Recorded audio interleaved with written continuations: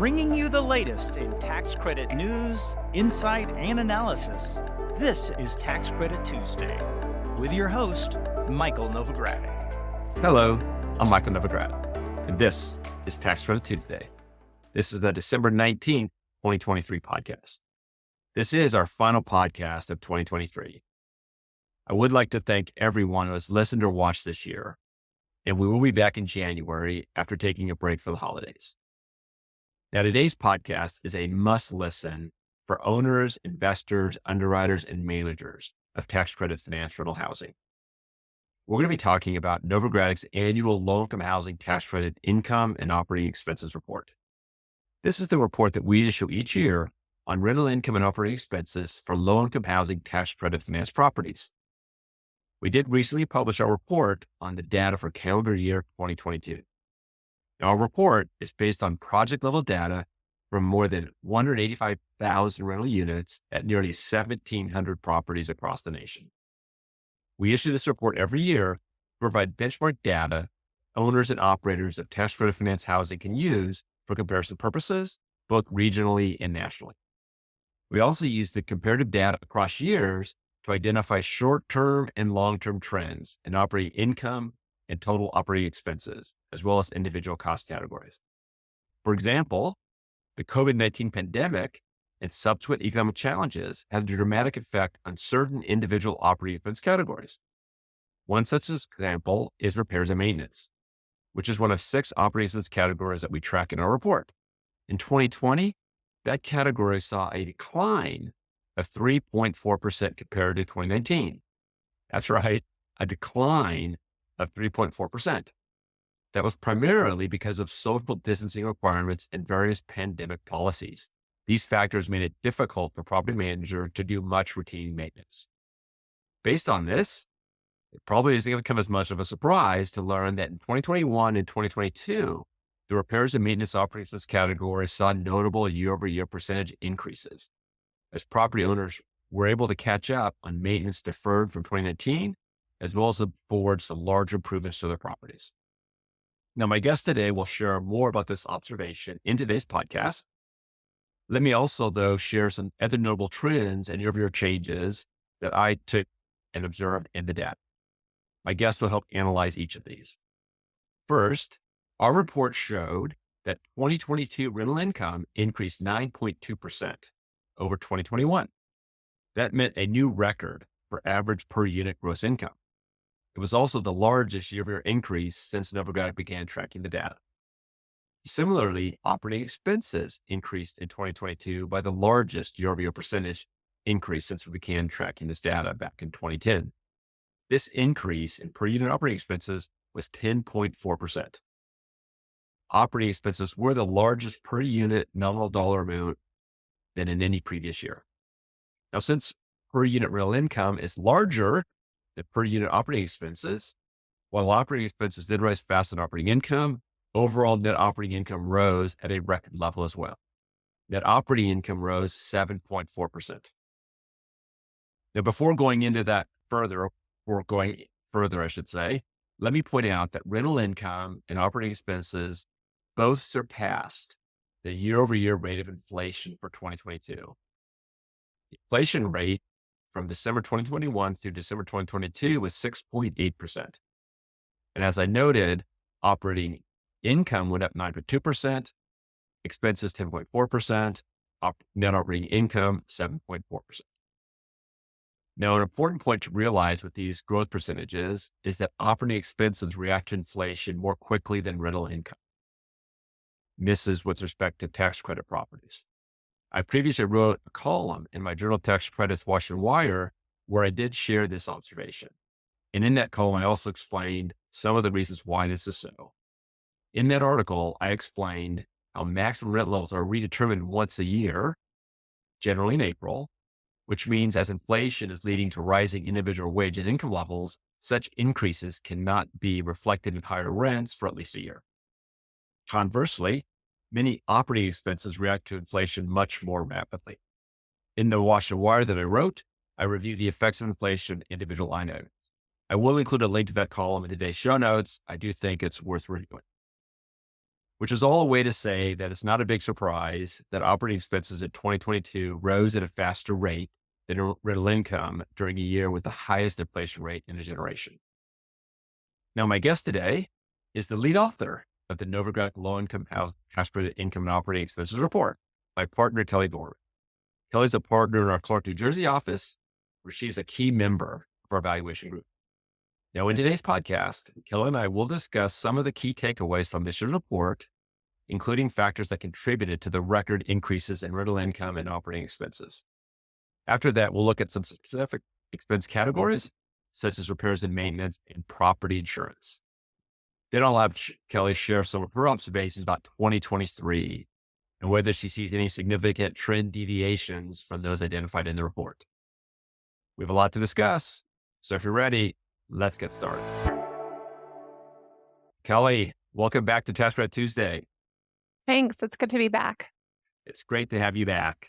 Now, before we dive into the details of the report, please share with our listeners a little more about what you do at Novogradac. Sure. I'm a partner. I'm based in our Clark, New Jersey office, as you mentioned.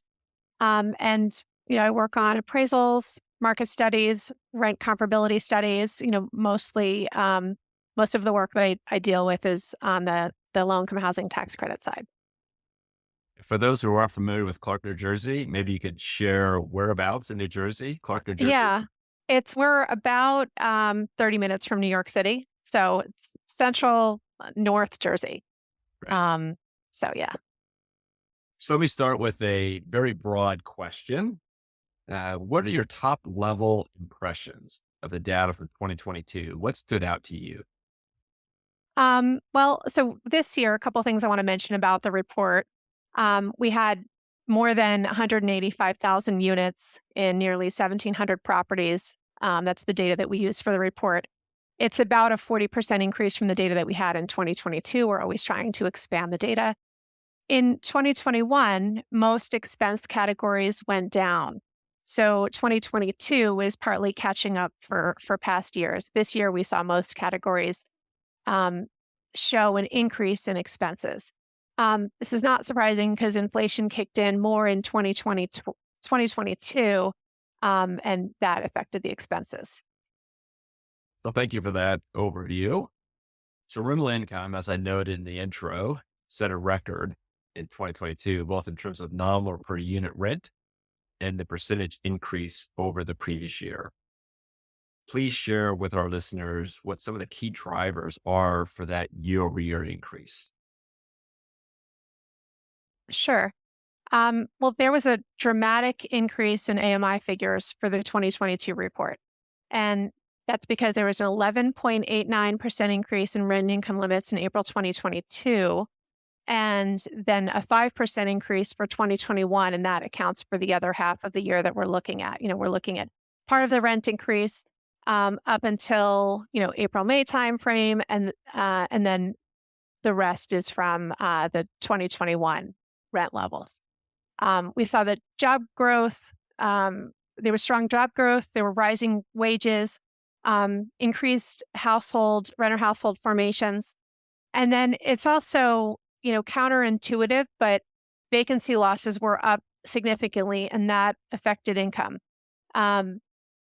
So there were large rent increases, but still with those high vacancy losses, rent growth was still up a lot. So I think you did make a good observation about the fact that when you look at the income limit increases, and ends up being a cap on the income limit increases that HUD sets every year. And to the extent that properties can achieve those rents, then that is theoretically the maximum rents any one property would achieve. But those generally take effect in April. So every year, a certain portion of the year is based upon the prior year caps, and then the current year is based upon the recent caps. So there is a trailing aspect of that, which I'm glad that you pointed out. Now, turning to operating expenses, they increased at a faster rate of 10.4%, which, as I noted earlier, income went up at 9.2%. Now, I would remind listeners that while, operating expenses rose faster than income, net operating income did increase by 7.4% year over year as well. I'd also note for listeners that obviously a 7.4% increase in NOI is strong, but there was a decrease in NOI the year before. So across multiple years, we're not seeing any sort of compounded increase in NOI at that level. Right. I think it went down about 4% in the prior year. Right. So down 4%, up 7.4% is a compounded increase over a couple of years, significant. And I mentioned in the opening that inflation does tend to hit expenses faster than income at locally tax-credit properties. So I'm not surprised that operating expenses did rise faster. But if you could share with our listeners, what are some of the reasons that operating expenses rose faster than the actual rate of inflation? Because the rate of inflation was sort of well below 10.4%. Right. Well, the repair and expense category was the key driver. Without that category, expenses grew at about 7%, which is close to the rate of inflation of 6.8%, yet below the increase in income, which was 9.2%. We think this category was up because there were supply chain issues, worker shortages, construction costs are very high right now. So we think all of those things really impacted the repair and maintenance category, and that was a main driver. And maybe to unpack that a little bit, as you noted, repairs and maintenance grew at the fastest percentage or fastest rate. You didn't give the percentage, which I believe it was 21.2%. That's right. Yeah. Which is obviously a substantial increase, which did make repairs and maintenance the largest operating expense cost category for the first time. In every previous report, payroll was the largest expense category. So you said a little bit about the rise in repairs and maintenance. Can you share any additional thoughts as to the reasons that repairs and maintenance went up so much in 2022? I mentioned in the introduction the notion that during COVID, there was a year where there was a lot of repairs and maintenance that could have been done. So there's obviously a deferred maintenance aspect to that, but what would be some of the other factors? Yeah. Well, when properties have more income, property managers might choose to make some improvements to the property because they now have some of the funds to make some of those improvements that are more discretionary. There could be repairs that they delayed because they didn't have the funds to do that. So that would also be a factor. And one thing that we talked about in past reports was due to the pandemic, the staff could not get into some of the units to make some of the repairs that they had. So because of that, there was probably a buildup of needed repairs. There were also, we mentioned that there were, that our vacancy loss was up. And so when you have more vacant units, you're also going to have more repairs to those units because the units are turned over. And, I mentioned construction costs, that they were going up at a faster rate than the national inflation rate. The CBRE had a construction cost index forecast of 4.1% year over year by the end of 2022. And this is due to labor and material costs increasing so quickly. So earlier, Kelly, you mentioned that vacancy loss is up, and we also noted that income is up. And it's somewhat counterintuitive. Usually vacancy loss being up means there's less income. Mm-hmm. Could unpack how income was up and vacancy loss was up as well. Yeah. The report looks at, when we talk about vacancy, we're looking at economic vacancy. And that includes collection loss. It's the rent that you don't collect. So it could be, tenants that are in their units and they're not paying their rent. They're about to be evicted. That's included in that. And that's different than physical vacancy, which is the percentage of the units that are not physically occupied. The vacancy in the report, the vacancy loss went from $248 per unit in the 2020 data to $346 in the 21 data and $486 per unit in the 2022 data. So it's about a 40% increase in vacancy loss in each of the last 2 years. In 2022, the vacancy was 4.6% of the rental income.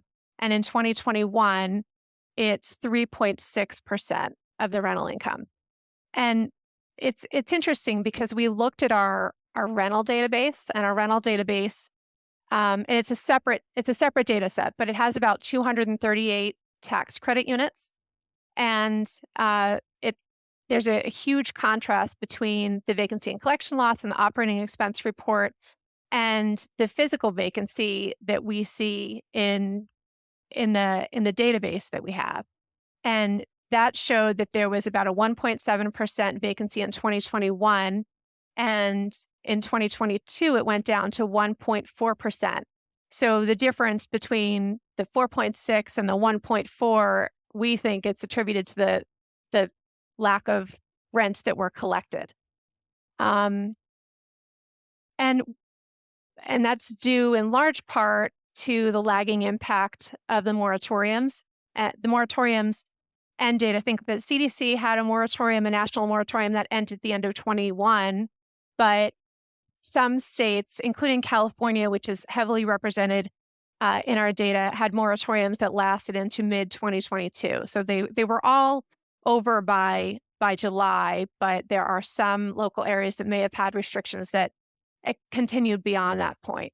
So we think that the increase in the vacancy loss is really due to the impact of those moratoriums and the evictions. That's very interesting because if you look at the increase in vacancy loss, economic vacancy, as you pointed out, of 1% increase in 22 or 2021, that roughly accounts for the difference in the gross income only going up at 9.2% versus operating expenses 0.4. So it's interesting that that rental income, but for vacancy loss, might have grown at a similar rate. Yeah. Now, one area of the expenses that's been a subject of a lot of discussion in the past few years, and this isn't just for affordable housing, it's for real estate more generally, is the cost of insurance, property insurance.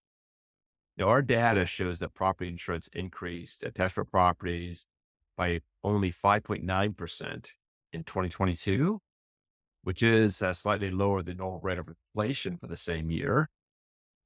Please share what you attribute that to. Yeah, I think it's interesting because you and Thomas did a podcast on October 31st about rent and income limits. And in that podcast, you mentioned high insurance costs and how that is impacting properties. For context, insurance went up 33% in 2021, and this year it's up 5.9%. But it averaged about a 10% increase over the past 3 years. The median for property insurance per unit still doubled since 2017. Despite that, insurance is the lowest category we track in terms of dollars spent. We think that the costs may have come down from the 21 data, because property owners increased their deductibles. They have better risk management policies. We know that insurance policies are not negotiated every year. So it looks like it did stabilize quite a bit. One thing that was heightened, I knew that it existed, but it was heightened when we prepared for the podcast, has to do with the variability of insurance expenses across the country. I knew it was variable, but the extent to which it varies was very surprising to me. And one of the reasons why, when we talk about, the increase in insurance expenses over the last few years, there are areas of the country where the insurance costs are going up quite dramatically. And when you look at it on a national basis, there are other areas where it's not going up as dramatically, which is bringing down the average.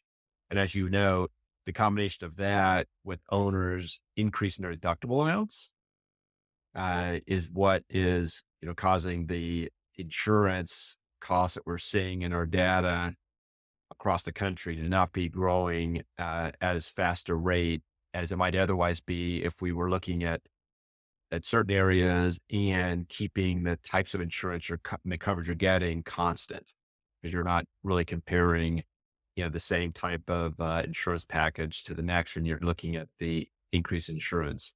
Maybe you could help unpack that for our listeners with some data. And I think when we were preparing for the podcast, Florida and Arizona provided a stark contrast in per unit insurance amounts. Yeah. So Florida, and we looked at these two states because we had a similar amount of data, so we think it's a good comparison. But Florida had an average insurance expense of $1,069 a unit, and Arizona was only $197. So it's significantly lower. And we think that's what makes just talking about insurance an interesting topic, an interesting finding in this report. It's just going up faster in certain areas. And when we looked more closely at the regional data, the insurance expense is actually higher in the Northeast than in the South, but the rate of change is higher in the South. And that had increases, the South had increases of 13% and 42% over the last 2 years. It was about 13% this year, and then last year was 42% last year. Let me just highlight that 42%. Yeah. Yeah. So it's, over 60% over 2 years on an aggregated basis. Yeah. And the Northeast had increases of 6 and 11%. And, we break the report up into, we look at the data in regions, and the South region consists of the area between Texas, Oklahoma, Florida, Delaware, Maryland, and Virginia. So it's a big region and that would be the region that I think would be more impacted by hurricanes. And I know that you work with clients all over the country, and I know that the geographic variability of property insurance doesn't surprise you, but maybe you could share a little bit more information about the variability, across the country with respect to insurance expense on a per unit basis, because it was certainly, I found it interesting when we were preparing for the podcast. Yeah. Yeah, I'm not surprised that there is a difference in the increase by region, but the amount of difference was surprising me. I mean, Florida was almost 10 times higher than Arizona. And I would expect that areas with a greater number of climate disasters would have higher insurance expense. But, you look at Florida and California, both states, which unfortunately have had a large number of climate-related disasters. But Florida's expenses have been much higher. And I think it may have to do with some of the insurers leaving the market in Florida, and that has driven insurance expense higher. Some examples of states with high increases over the last couple of years. I'll highlight a few of them for you. So California had a 38% increase in 2022 and a 7% increase in 2021, but their insurance amounts ranged between $476 and $514 per unit. Florida had a 28% increase in 2021 and a 34% increase in 2022, and their insurance expenses range between $800 and $1,069. Louisiana was also really high. That state had increases of 33% and 16% in 2021 and 2022, and their per unit amounts range between $1,135 and $1,312. Louisiana is the only state when I looked more closely at if there was an impact on NOI, and this state did see a decrease in NOI, which had their insurance costs been lower, maybe that would not have happened. And then, I looked at North Carolina and Texas, and those states also had large increases. North Carolina had a 58% increase in 2021 and 11% in 22. Texas was a 47% increase in 21 and 11% in 2022. And, when I'm talking to clients have been surprised at the impact that insurance has had on their values. When you're looking at insurance, historically, we've seen probably on a national basis that it's been about $400 a unit. And, it does vary in some areas, but for it to be over 1,000 in some areas, it's just incredible difference. No, it's quite stark and might be one of the expenses, certainly on percentage terms, that can be the most variable sort of across the country. Um, but, but, Yeah. but, the only sort of saving grace is that that's the operating expense. That's the smallest category of the various categories. Yeah. So we've talked about operating expenses and their rise. Perhaps a more significant issue for properties is how RED determines income limits, which derivatively determine max rents. And how HUD determines income limits has been a particularly significant issue over the last few years, given data collection issues from COVID and a variety of other factors. And particularly, or included in those factors, would be the inflation adjustments that HUD uses with respect to the the data they collect, and how that can, across multiple years, create some interesting interactions. Now, as regular listeners to the podcast know, we mentioned it earlier, HUD used a different formula to determine those caps for the past 2 years. The change HUD has made has led to lower maximum rents last year. And as we've discussed in prior podcasts, we're not sure what to expect with respect to the income caps in 2024.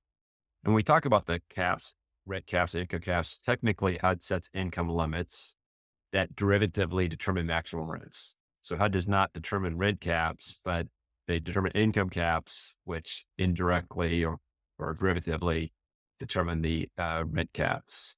So sometimes we might colloquially refer to HUD setting a rent cap, but that's not literally what is happening. Now, if HUD had used a formula for prior years, not the one they used in recent years, max rents would have been higher. And they said that properties were able to achieve those higher rents, then the higher expenses would have been easier for the properties to absorb financially. And that is something that, in dealing with some of the real rapid rise in insurance expenses, many have looked at HUD and thought that if they could alter the way in which they're setting the income caps, then that would make it easier for properties to absorb the higher insurance costs. Kelly, can you expand on my observations, or maybe correct some of them if there's some of the observations that might be misleading for listeners? Yeah. I agree with you. Last year, more than 85% of all areas were capped, which means that the economics of the region would dictate a larger increase than the HUD cap. Um, some properties can't raise the rent at the rate that the expenses are increasing. And the market rents have to show that the max rent is achievable. I wonder if I mentioned before that Louisiana had very high insurance expenses, and that um, the data that we had in that state showed that NOI decreased, and maybe it was partially due to the high insurance costs there, but it could have been due to, maybe the rents were capped in Louisiana. And so had you not have a significant part of the country that was capped, probably more properties could weather these large increases in expenses um, better than maybe some areas have. I will also note that in determining the income caps, one consideration HUD has to make is to what extent, as they inflate the data, because when they're determining income limits for a given year, they're using data that's several years old, and that data gets inflated at a inflation rate, and a cost of living, change the cost of living, and that change presumably will see its way into actual data that's collected in the following years. And there's definitely a concern that if, as they're taking that data from a few years old and inflating it forward, if incomes don't actually increase at the rate of inflation, then HUD could be allowing higher income levels that aren't being realized by the areas. And that's certainly something that's up for debate and something to be considered in determining the income limit calculations every year by HUD. Now, our income limits working group is headed up by Thomas Stagg. Thomas has been a frequent guest on the podcast, one of my most frequent guests. Thomas did write a blog post this fall. He's written lots of blog posts, but one of the blog posts that we'll include in the show notes, estimated income limits in 2024 would increase the income limits. The max increase would be at about 14% if HUD used the same formula it had in the past 2 years. However, if HUD was to go back to use its method from a few years ago, the cap would be about 5%. So there's obviously a significant difference between an overall cap of 14 or 5. And I should also note that it's not as if there couldn't be a third cap that ultimately HUD could adopt. We just don't know. And actually, before I go any farther, I do want to remind listeners that you should consider joining Income Limits Working Group, which Thomas Stagg leads. And it's a great forum, meets monthly, to analyze and understand the income limits and the caps and the impact of the caps on individual properties. So Kelly, we've talked about the data from 2022 and how income has increased, NOI increased, operating expenses increased. Now we're in, obviously, the end of 2023. Next year, we'll be issuing another report, taking into account 2023 data. What should we be thinking about with respect to that report? What are you seeing this year? Yeah, I think that, this year, some clients were surprised by the insurance increases. It's high enough that even though it's a small category, it's impacted values in some areas with some properties. The construction and supply costs have many impacts. They impact repair and maintenance. They also impact the number of tax credit units that are able to get built. But they impact repair and maintenance, and they also impact insurable value because they're reflected in the replacement cost. And, the vacancy and the collection loss has been higher, as we discussed. And that's, I think, attributed to, the moratoriums, the, turnover that has happened. And the repair costs are impacted by the vacancy. When there's more units to turn over, the repair and maintenance costs will go up for a property. I have a question. You mentioned the working group, the tax credit working group. If people want to join that, how do they do that? Is that on the website? Yeah, you can. It is on the website. I'll include a link in today's show notes. You can also Okay. email cpas@novogradac.com. So what are the trends that you expect to continue, or tell me about the trends that you would see going into 2023 and beyond based on the data from 2022? Sure.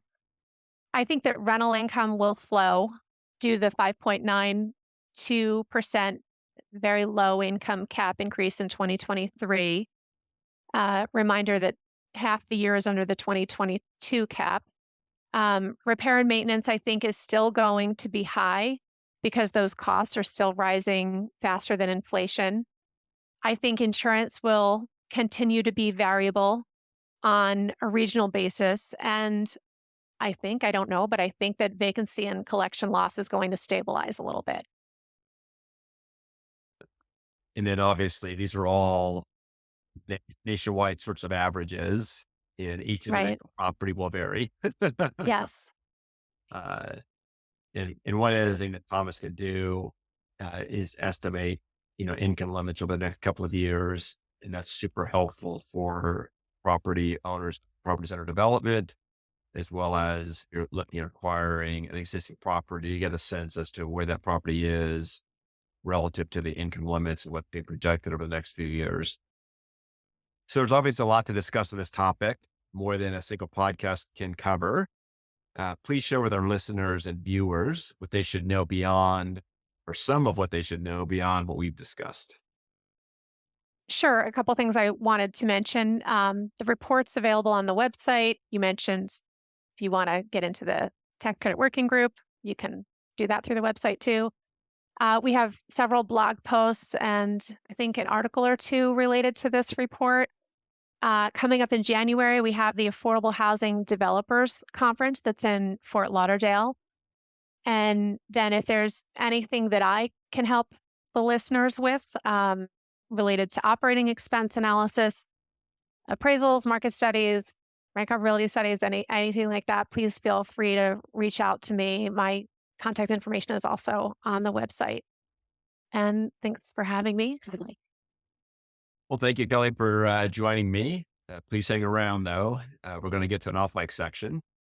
To our listeners, I will share the links to what Kelly just mentioned in the show notes and my Wash and Wire article about the impact of inflation on income and operating expenses. I'll include in the link in the show notes, a link to joining the income limits working group. I would like to wish our viewers and listeners a happy holiday. And as I say every week, please take a moment to subscribe to Tax Credit Tuesday on your favorite podcast platforms to make sure you don't miss an episode. And if you're enjoying the podcast, please take a moment to review the podcast. It helps other listeners find us. Also, if there's a topic you'd like us to discuss in 2024, send an email to cpa@novogradac.com. So now we have reached our off-mic section, in which I'll ask Kelly some fun off-topic questions. So first of all, it's end of 2023. Lots of folks at the end of 2023 or end of a given year start to make goals for the next year. Is there a goal that you have for 2024? Yeah, I think for next year, I want to get moving a little bit more. Walk more, take more steps. I do yoga several times a week, and I feel like that's really helpful. And I go walking. I'll go walk with my friends. So it would be great to increase my step count. In the summer, it's usually pretty good, but then I have to say the last few weeks, it's been pretty pathetic, embarrassingly pathetic. So yeah, get moving, I think would be good for me. That's a goal I have for 2024. A good goal to have. And do you have a step counting device? Yeah, on my iPhone. Your iPhone? I do. Very Yeah. good. Yeah. iPhone or the Apple Watch? No, iPhone. Okay. Just See, use the phone. I'll bring it with me. iPhone. I do. Yeah, maybe I shouldn't. Or maybe if you get like a Fitbit or a Whoop or something, you'll see Yeah. more steps than your phone's giving you credit for. Yeah. That's not the Yeah, way that to would- get more active. Yeah, that would make me feel a little bit better, probably. So that's given the time of year it is, and maybe you could share a favorite holiday tradition. Yeah. This one kind of makes me laugh. For Christmas Eve, the last few years, we've been going to my brother's house. And a few years ago, his mother-in-law was telling me about